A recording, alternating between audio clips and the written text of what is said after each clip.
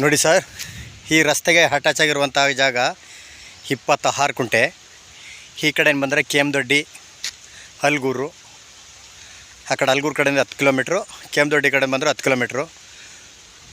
ಕೇಮದೊಡ್ಡಿ ಹಲಗೂರಿಗೆ ಹೋಗೋ ರಸ್ತೆಯಿಂದ ಒಳಗಡೆಗೆ 1 ಕಿಲೋಮೀಟ್ರು. ಸುತ್ತ ಒಳ್ಳೆ ಕಾವೇರಿ ನೀರು ವಾಟರ್ ಬ್ಯಾಟ್ರಿ ತುಂಬ ಚೆನ್ನಾಗಿದೆ. ಜಾಗಗಳ ಕಡೆ ತೋರಿಸ್ತಿದ್ದೀನಿ. 26 ಕುಂಟೆ, 14 ತೆಂಗಿನ ಮರ ಐತೆ. ಈ ಕಡೆ ಹಳ್ಳ ಬರ್ತದ, ಹಿಂದೆಗಡೆ ಹಳ್ಳ. ಒಂದು ಕಡೆ ರೈತರ ಜಮೀನು, ಒಂದು ಕಡೆ ತಾರ್ ರೋಡು. ಈ ಕಡೆ ಬಂದ್ರೆ ಇದೇ ಊರು ನೋಡಲ್ಲ, ಮುಂದೆ ಹೋಗ್ತಾ ಇದ್ದಾರಲ್ಲ, ಒಂದು 1/4 ಕಿಲೋಮೀಟ್ರು. ಒಳ್ಳೆ ಎಂಟಡಿ ಕಲ್ಲಾಗಿಸಿ ನೀಟಾಗಿ ಪೆನ್ಷನ್ ಮಾಡಿದ್ದಾರೆ. ಕಾವೇರಿ ನೀರೆಲ್ಲ ಬರ್ತದೆ ಲ್ಯಾಂಡ್ ಒಳಗಡೆ. ಒಂದು ಮಾವಿನ ಮರ ಐತೆ, 14 ತೆಂಗಿನ ಮರ ಐತೆ. ಸುತ್ತ ಪೆನ್ಷನ್ ಮಾಡಿದ್ದಾರೆ. ಜಾಗ ಮಾತ್ರ ಸೂಪರಾಗಿದೆ ನೋಡಿ. ಕಾವೇರಿ ನೀರು ಎನಿ ಟೈಮಿಂಗ್ ಈ ರೀತಿ ಹರಿತಿರ್ತದ.